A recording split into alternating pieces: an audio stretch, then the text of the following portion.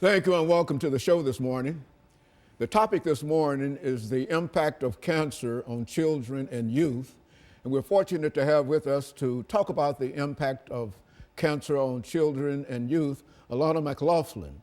And as many of you know, Alana has been with us on a number of occasions. And Alana, let me welcome you to the show this morning and tell you how delighted we are to have you with us this morning and to think in terms of the topic that you're dealing with this morning, the impact of cancer and on cancer on the impact of the impact of cancer on children and youth. Okay, and then what we'd like to do before we get into that topic, let's have you to give us some information about your background, your education, and some of your experiences and some of the things that were important in terms of leading you to us this morning.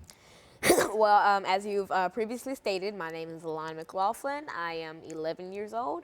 I go to John Early Museum Magnet Middle School, and I am currently in 6th grade, about to transition to 7th.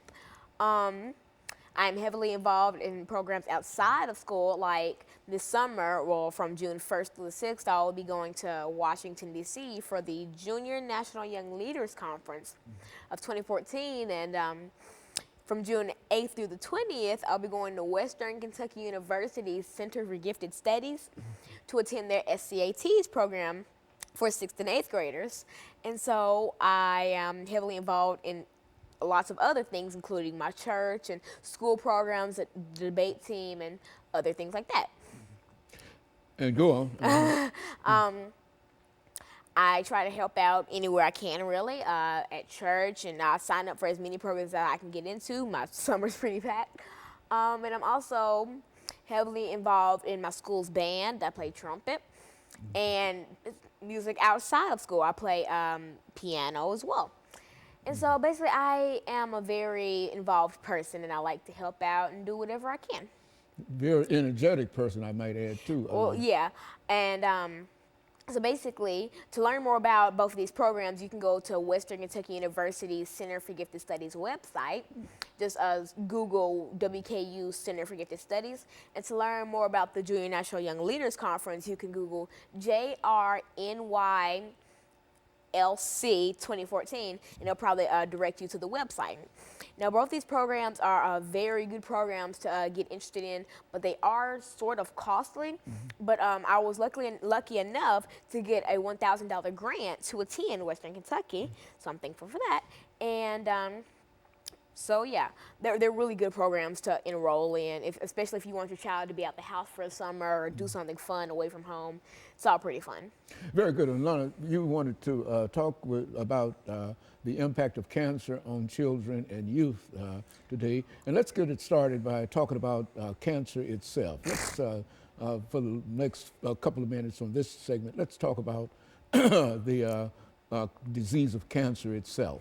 Well, when a lot of people hear cancer, they usually think, well, what is cancer and what causes cancer? Is cancer spreadable? Cancer is a class of diseases characterized by out-of-control cell growth. There are over 100 different types of cancer, and each is classified by the type of cell that is initially affected: leg cancer, breast cancer, brain cancer. Just what cell is affected. Cancer harms the body when damaged cells divide uncontrollably to form lumps or masses of tissue called tumors. Except in the case of leukemia, where cancer prohibits normal blood function by abnormal cell division in the bloodstream. Tumors can grow and interfere with the digestive, nervous, and circulatory systems, and they can also release hormones that alter body function. Tumors that stay in one spot and demonstrate limited growth are generally considered to be benign. More dangerous tumors form when two things occur. A cancerous cell manages to move throughout the body using the blood or lymph systems, destroying healthy tissue in a process called invasion.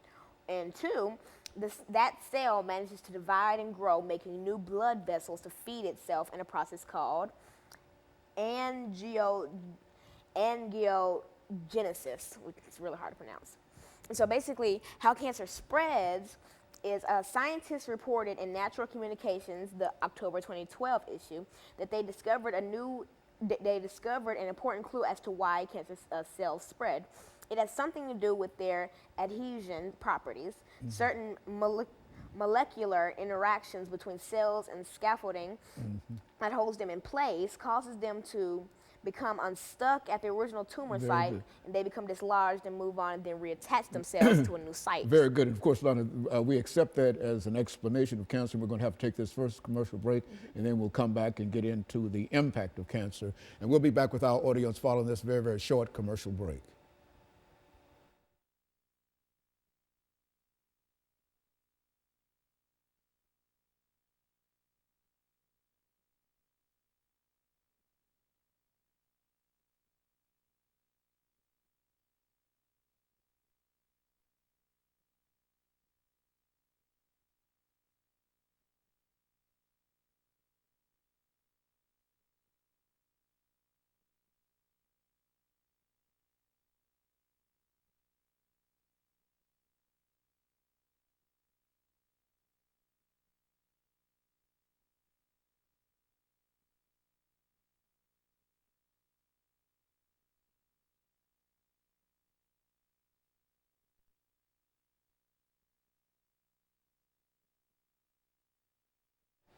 Thank you and welcome back to the second segment of the show for today. The topic is the impact of cancer on children and youth.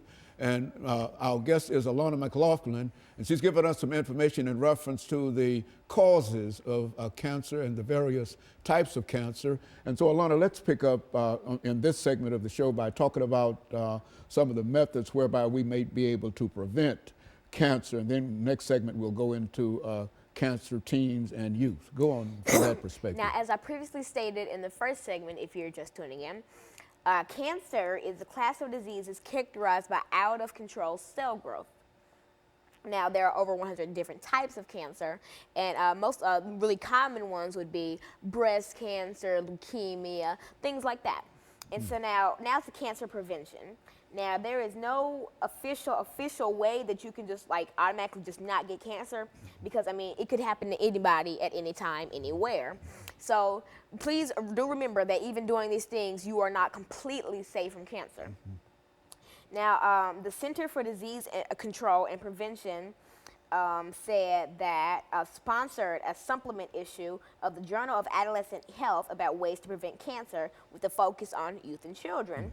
The authors are experts from many different professions, showing the importance of working together to protect youth from cancer. Now, examples of how you can protect children and youth from ages 15 to 39 from cancer would be getting vaccines, eating healthy food, and getting enough physical activity. Now, going back to physical activity, that is really important to even prevent obesity and to just maintain a healthy lifestyle. And eating healthy foods can also help with obesity. And eating healthy foods is just basically something that can help you just a long way in life. I mean, it can prevent cavities, prevent rotting teeth, rotting insides. So basically, those are not just two ways to keep away from cancer, but they're also two ways to live a long and safer life. Now, another example of how to sort of prevent yourself from cancer would be reducing harmful exposures, avoiding sunbathing or indoor tanning bed use. Now, I've heard many cases of indoor tanning beds causing skin cancer and stuff like that, and also quitting smoking and other tobacco use. Now, this would really tie into lung cancer, because the more you smoke, the more you damage your lungs, and then the harder it could be to breathe. And now, another way is limiting alcohol use. And that can also help you prevent being poisoned by something that could be in alcohol, and also limiting radiation dosages during medical exam procedures. Like, so not doing 1,000 x-rays a day could really help that, because as you know, x-rays do use radiation, and other things that you may not know use radiation, like the sun or stuff like that. So avoiding staying out in the sun too much, trying to sunbathe or indoor tan, or keeping away from tanning, period, can really help with preventing cancer. Now, another thing is cancer in young people. Adolescents and young adults ages 15 to 39 are much more likely to be diagnosed with cancer than children under the age of 15, which was a really interesting fact that I found out this morning. The most common types of cancer seen in adolescents and young adults are lymphoma, leukemia, germ cell tumors, melanoma, central nervous system tumors, sarcomas, and breast, cervical, liver, and thyroid cancers. Now, these are all very common types of cancers that you could hear about.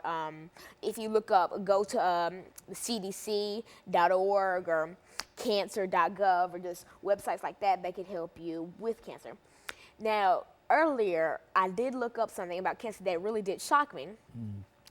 The highest, so I went to a race cancer website which talked about which races are more common to have death rates in cancer and more likely to get cancer. And did you know that the leading race in cancer are African Americans, African American men? Out of the men's division, African American men, well, 532.5 out of every 100,000 people in the United States, black men, have cancer. And also the leading death rate in cancer is also black men. Now for women, the leading race in women's cancer are Caucasian women, but in the leading death rate, black women are the more likely to die from cancer. Now, to recap, basically what I just said was that Caucasian women are more likely to get cancer, but African American women are more likely to die from cancer. And black men are more likely to get and die from cancer because African Americans are the leading people in cancer populations. And so basically I found that that was a very interesting fact, in that American Indian and Alaskan Native people are actually the least likely to die and the least likely to get cancer, which was a very interesting fact that I saw. And so basically, African American teens, if you read the statistic about African American men, just think about our African American teens, like what they'll go through. Because see, once you get into a teen, you'll eventually grow up to be a man. And then you have a high risk of getting cancer more than any other race in the United States. And they had like lots of other races in this graph that they showed. And so basically, that's why I'm encouraging not just the African American community, but every community to really take these guidelines, like avoiding sunbathing and sun tanning and eating healthy and having more like physical activity, like gym classes, going to the YMCA, going to free gyms, to really stay away from cancer. Because as I read earlier in the first segment, it is not something that you want to have. It's abnormal cell growth, and that is not a very desirable thing that you would want. I mean, because it affects your life. It could affect where you could go. You may not be able to travel. You may be bedridden for life, all because you decided, hey, let's go sunbathe, or let's go suntan, or hey, let's eat the junkiest food we can find. But if you just take simple steps, you can live a longer and healthy life. And that is really simple. Just eat healthy and go outside, like twice a week, run around, walk the dog, jump rope, play a sport. It's all really simple in a way to leading not only just a cancer-free life, but a healthy life. Like, who wants to die early? I mean, you can take these simple guidelines, eating healthy, just changing little things in your life to make it last longer, which is really simple. And like that means avoiding stopping at McDonald's every day, even if you don't feel like cooking. Avoiding stopping at Sonic or places like that, all just to live longer. And I'm not saying that you can't go there, period. I mean, because if you want to go there, then that's your life. But I mean, going there every day is not healthy, because even if you get like a chicken salad, too much of a good thing is a bad thing. So you have to have everything in moderation, basically.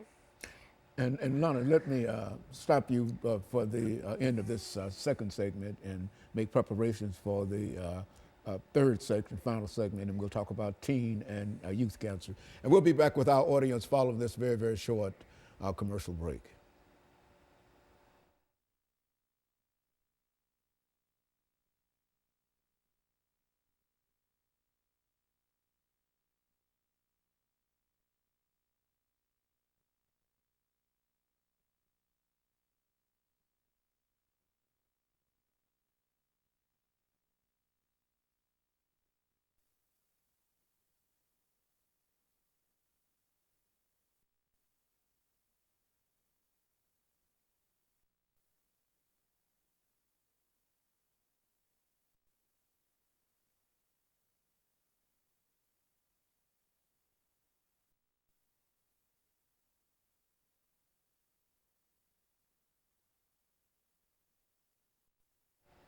Thank you and welcome back to the final segment of the show for today. The topic is the impact of cancer on teens and youth. And we have with us to continue our conversation Alana McLaughlin. And Alana, I hardly can call this a continuation of a conversation because it appears to me that you came well prepared to talk about this topic, cancer and its impact on children and youth. And so let's continue that our conversation in reference to that particular topic. Now, if you're just tuning in to the last segment of the show for today, in the first segment, I talked about my background in education, my name, where I go to school, and things like that. And also, I talked about what cancer is and what could cause cancer. Now, cancer is a class of diseases characterized by out-of-control cell growth. And popular forms of cancer are lymphoma, leukemia, germ cell tumors, melanoma, sarcomas and breast cancer, cervical cancer, liver and thyroid cancer. And that's basically some famous types of cancer. Now, I really want to get into children and youth. Now, in the second segment, I talked about the leading race in cancer, which happens to be African Americans. Now, in the men's section of cancer, African American men are the leaders in having cancer and dying from cancer. And in the women's section, African American women are more prone to die from cancer, while Caucasian women are more likely to get cancer but be able to overcome it. Now, children and youth and how cancer affects them. Now, I recently read a book that was called The Fault in Our Stars by John Green. And the book was about a girl named Hazel Grace Lancaster. And she is a cancer patient. And so she goes to a self-help group where she meets a boy and she falls in love with him, only for him to die of cancer before her. Now, this book really touched me in a special place because the book made you really be able to feel Hazel's emotions, and it was so well written, so well projected that I cried from chapter to chapter. And now the movie for The Fault in Our Stars, starring Shailene Woodley, actually comes out June 6th.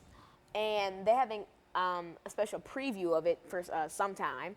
But basically, The Fault in Our Stars is just a book I would encourage reading, and it talked about really how Hazel thought that her lungs sucked at being lungs because she had lung cancer, and she had to walk around with an oxygen tank everywhere she went, and she had to sleep with it, and it just made me really feel for Hazel because, I mean, I don't have cancer, but I felt her emotions, and I could connect with her, and I could see how she felt and how sad it was to have cancer.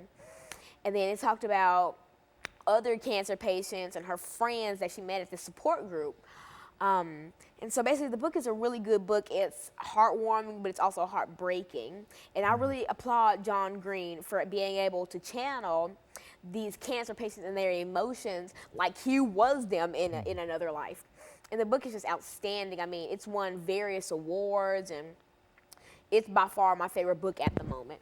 And so the book is available on Amazon, iBooks, Kindle Fire, bookstores. Probably anywhere they sell books, they'll probably sell The Fault in Our Stars. I mean, I saw copies at Kroger.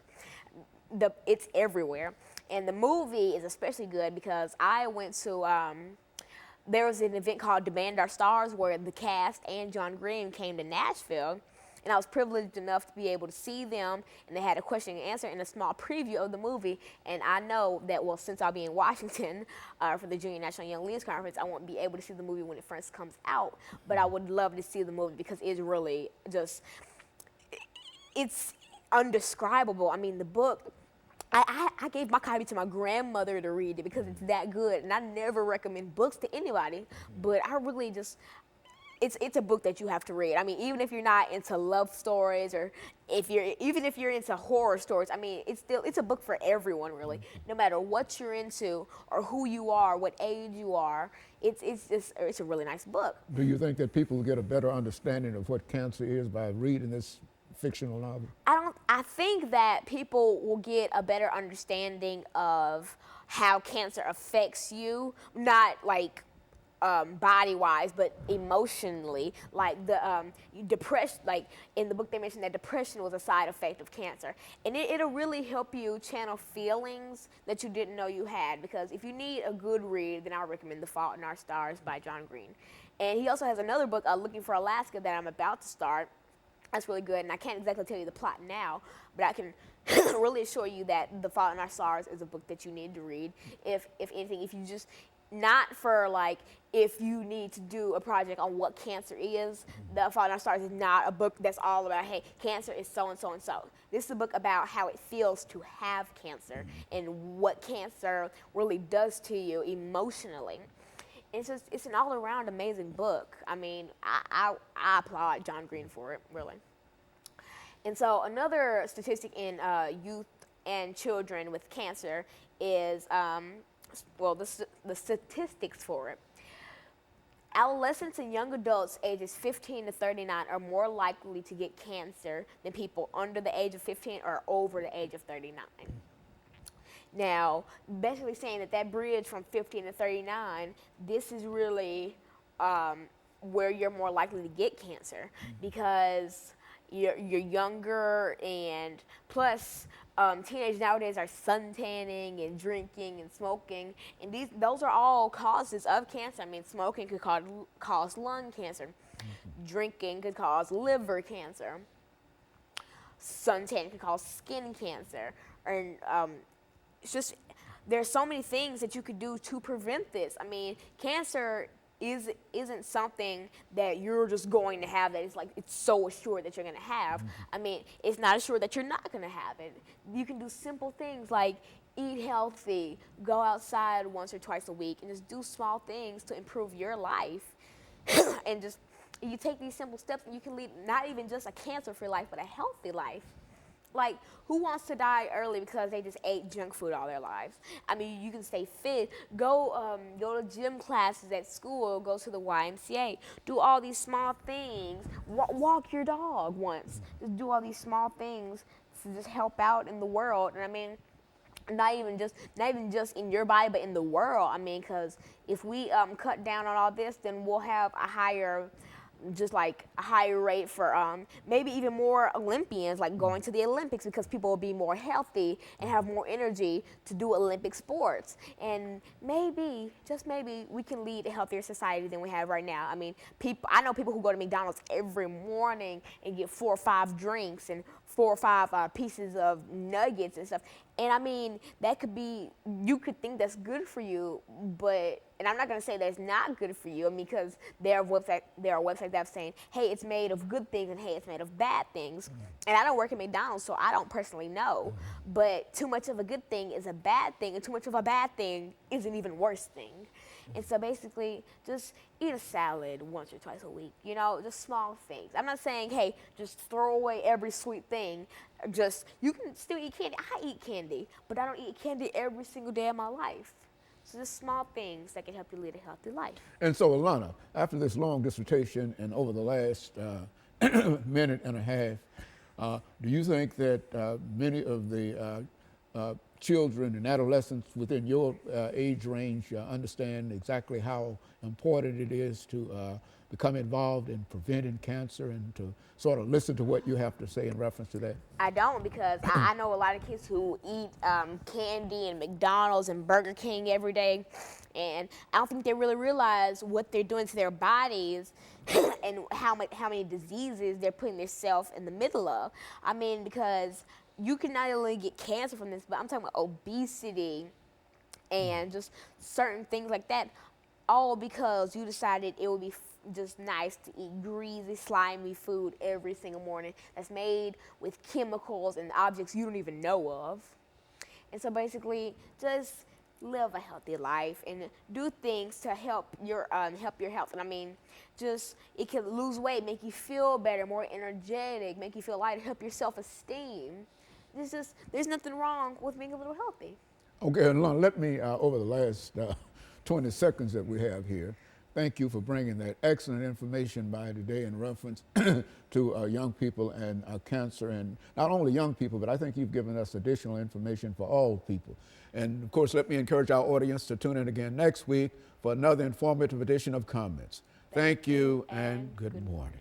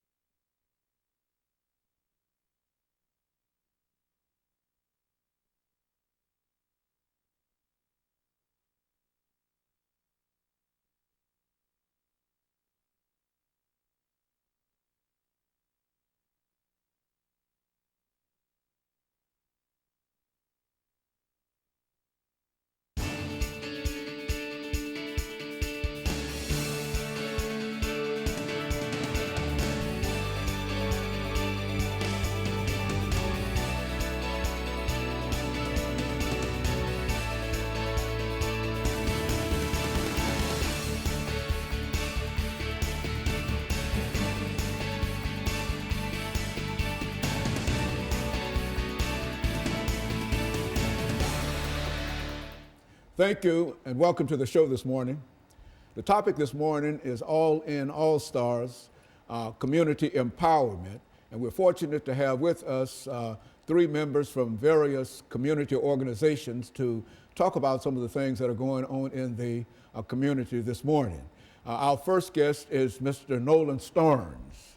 Of course, Mr. Starnes is with Ms. Frierson, and Ms. Frierson was with Mr. Starnes, Ms. Frierson, and Mr. Ragland. And of course, let me welcome all three of you to the show this morning, Mr. Starnes and Ms. Frierson and Mr. Ragland. Let's start off by having you, each of you, to give us some information about your background, your education, and some of your experiences.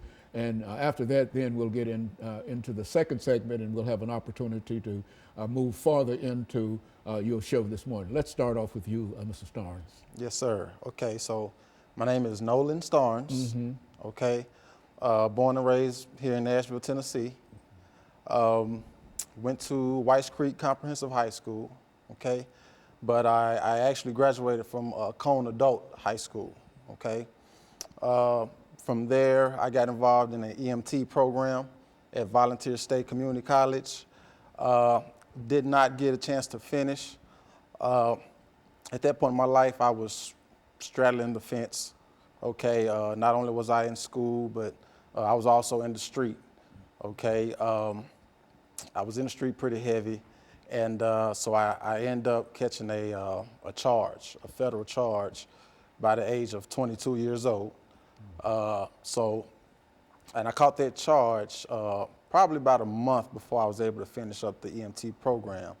And it was very heartbreaking, but so by the age of 24, I started a 5-year prison sentence in the Federal Bureau of Prisons. Okay, and so I served time in a few different states and cities.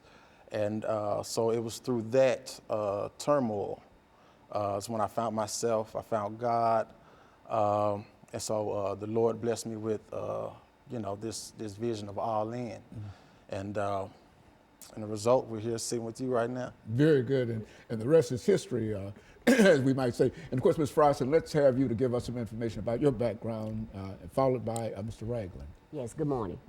I am Nella Miss Pearl Frierson.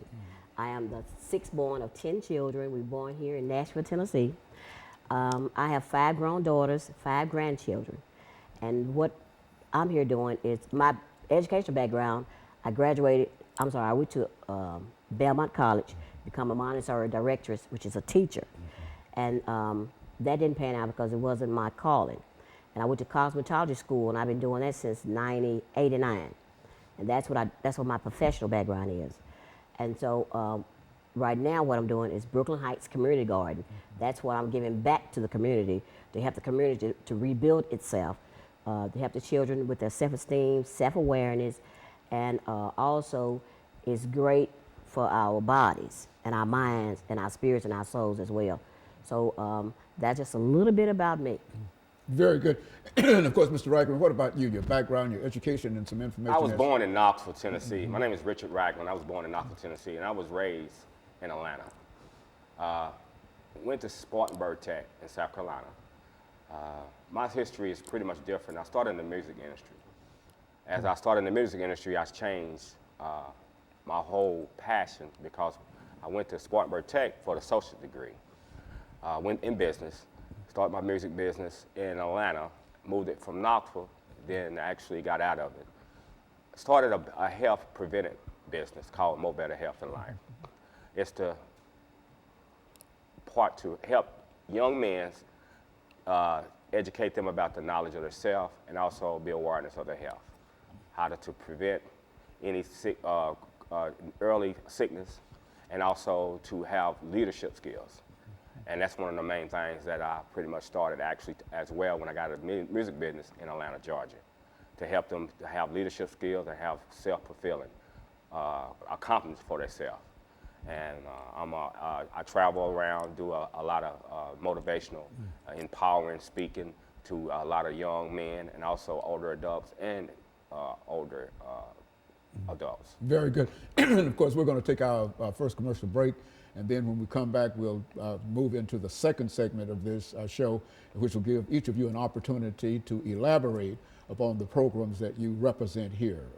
Your program dealing with young men, your program dealing with community gardening, and of course your empowerment program. Okay. And of course, we'll be back with our audience following this very, very short commercial break.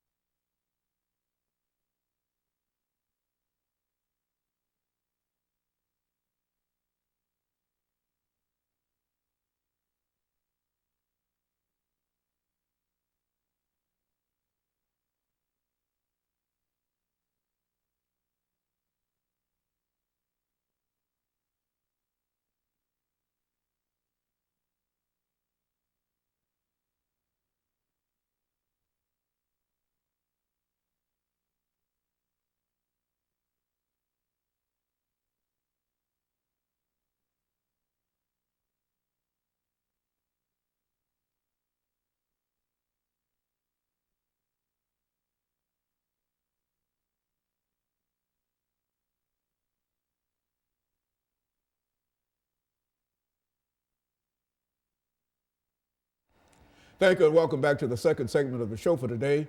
We're talking to Mr. Starnes, Ms. Frierson, and Mr. Ragland, three community leaders talking about community empowerment. Let's look at your program, Mr. Starnes. Yes, sir. And I think the name of your program is AllStars. Is that the correct name? It's a mentoring program, is it not? No, sir, it's All In, AllStars. Stars. Okay, let's talk about that and the purpose for that program. And then Ms. Frierson will give us some information about community gardening, and Mr. Ragland will round us out for this second segment. Yes, sir. Well, All In, AllStars, first of all, is a youth mentoring program, okay? We made the decision to start off as an urban youth mentoring program, okay? Just because the urban cities need so much at this point. You know, we have to cater to them first. But the mentoring program is innovative, is unique, and is innovative and unique because it's centered around STEM, okay? STEM is an acronym for science, technology, engineering, and mathematics. Some people don't know that, as a matter of fact. But, so there's a unique way of mentoring and empowering the youth just by simply teaching them about energy, okay? We don't grow up learning about energy and the true power of energy and how that energy is the same source that our hearts beat from, our blood flows from, you know, things of that nature. And that's something that the public school system does not do. They don't teach the sciences, they don't teach how the sciences integrates within us as human beings. And yeah, we are part of the sciences ourselves. yes, sir. You know, we are part of this universe. This whole universe is one big math equation. And so All In is basically founded to help these youths gain a true understanding of themselves and the true power that they hold within themselves. Now, All In simply means, you know, all in is slang, okay? And it simply means that you're committed, okay, or you're dedicated to a particular action or plan, scheme, whatever you want to call it, okay? And so in order to understand this knowledge, you just simply have to be committed, okay? And so we're asking the urban youth, along with their families and parents and teachers and you know, things of that nature, to be all in with this plan, because we can guarantee a change, you know, if we can just get everybody to be all in. Because it all leads again to what we called earlier community empowerment. Yes, sir. Is that exactly what we? Now, Ms. Frierson, from your perspective, how does the program that you're involved in help what he's doing? Okay, the way my program helps, like you said, with energy, the food will sustain the mind.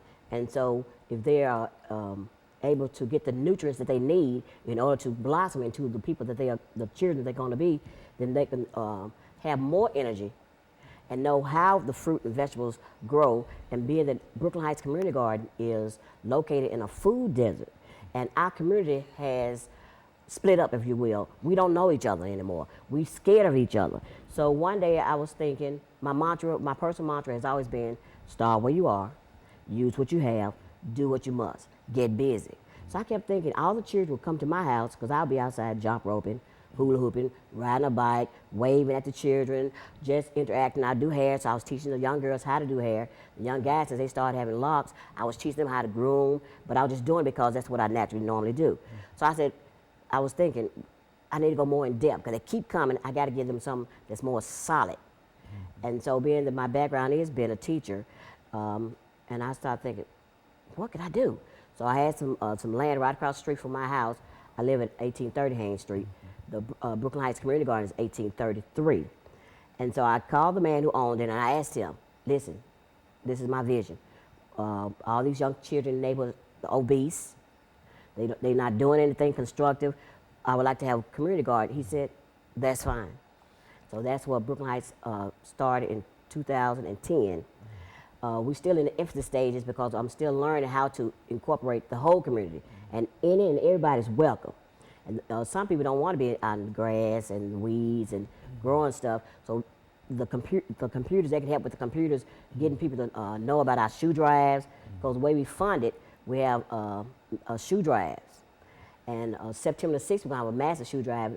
And I partnered with Mr. Nolan, NStarnes, and he's a massive, he knows how to get the job done. He's consistent, persistent, and he has the kids that will come to help. And so that is a plus and a must. We must link together. We must stop this obesity. We must stop this ignorance. We must stop being in the dark about where our food comes from. And we must, what the Brooklyn Heights is really doing is teach them self-esteem, self-awareness, teaching them how to take ownership and make something beautiful. Take the rock if you want to, paint that rock, place it just right. Look how beautiful it is. But a bunch of rocks scattered all around is just a bunch of rocks. So that's how, and plus what he does with me also, he teaches me how to be more organized, and I really thank him for that. And so all of this really means community empowerment, reaching out for the entire community. That is exactly and how right. does that fit into what you do, Mr. Ragland? One of the main reasons it fit into me with Mo Better Health and Life is that, like she said, is to be able to have self-control. I teach pretty much self-control and also to have a sense of leadership. But you have to have the sense of leadership by being able to have the right food, water, the vitamins and the minerals that's coming from the earth. We must return back to the earth. And I teach about love, number one. It has to be said, you have to say it a lot, and you have to let them know that you love them. I teach a lot of these young men, I love you. Say it, mean it, and act on it. But take ownership back in you. You have to gain a lot of ownership in yourself and just feeling good about who you are and who you really are. And when you really know who you really are, it's just gonna sprout like a plant, like a fruit, like a vegetables in the morning, and you're gonna have that feeling all day long. And finally, simply to say that the love that you're talking about is only what? Respect, understanding, and goodwill. Right. Yes, Which is sir. to say, I think that if we bring all of these together and these ideas of body and energy and et cetera, and you anchor it in this idea of love, Right. L-O-V-E, respect, understanding, goodwill, that touches everybody, and it's different from the kind of platonic kind of love. Yes. It's the romantic kind of love and et cetera. And we're all embarrassed by romantic love, but respect, understanding, goodwill. And of course, we'll be back with you following this very, very short commercial break.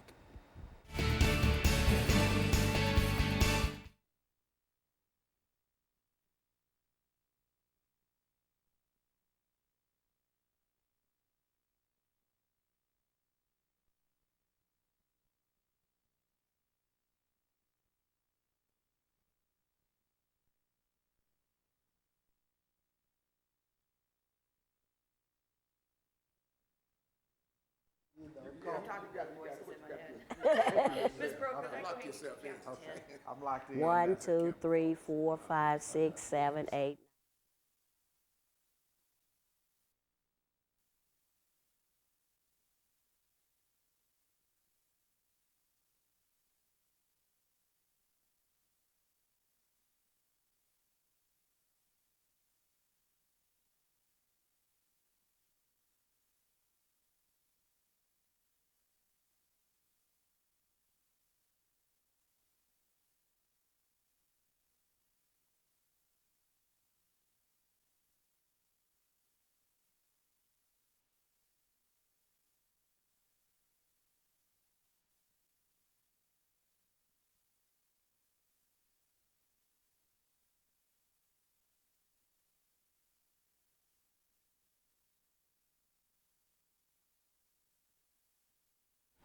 Thank you and welcome back to the final segment of the show for today.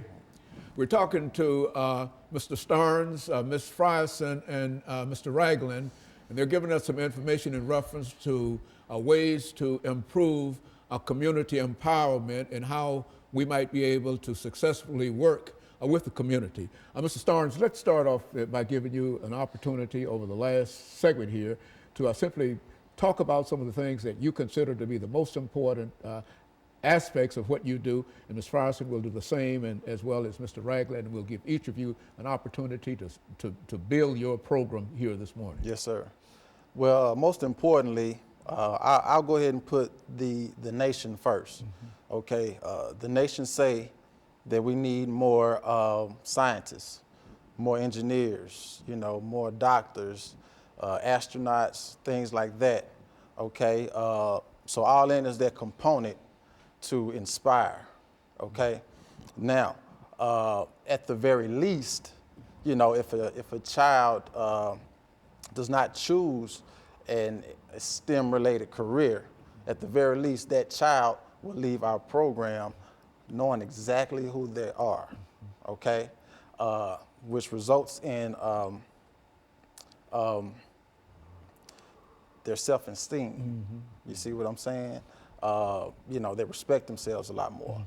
Like what you said earlier, you know, the love, you know, not being afraid to love. You understand what I'm saying? And for an example, because, you know, we go over sciences such as physics, agriculture, astronomy is very important, astrology, and, you know, you can just go on and on and on. But for example, with agriculture, once they learn how to farm, okay, we can automatically transition that into their everyday lives by learning how to plant seeds in their own mind or in their own vision.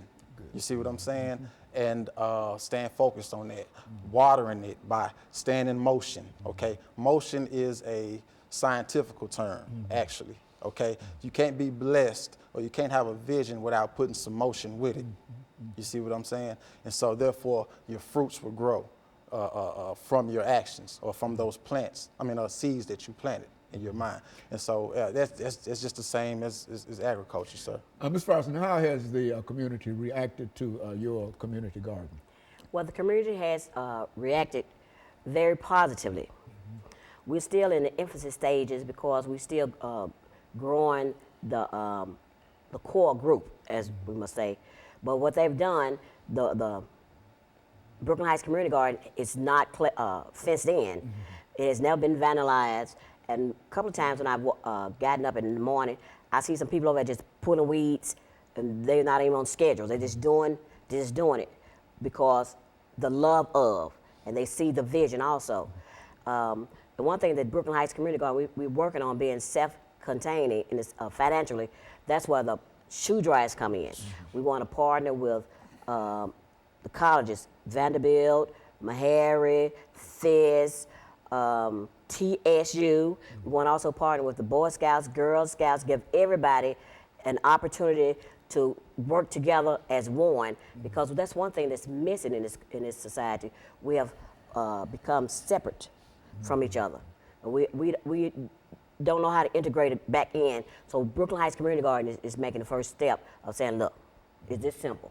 You got some old shoes in your closet? We need them old shoes. And what we need to do, we need your body to come out here, to take your eyes and look around and see where you can come in and help.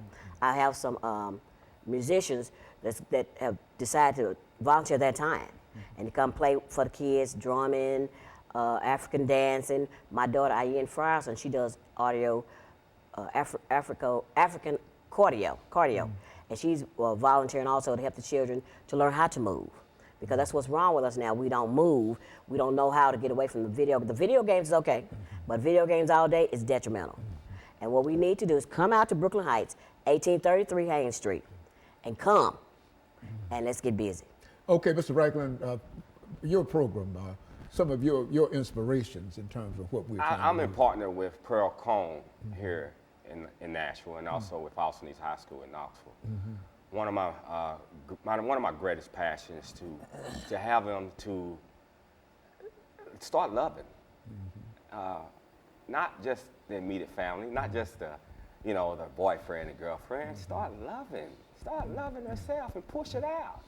And I have always had a passion to mentor, but I never had it like I have it now because my sister told me about how to, Richard, that's you. You love mentoring. You love talking to people. You love giving the people the best they have.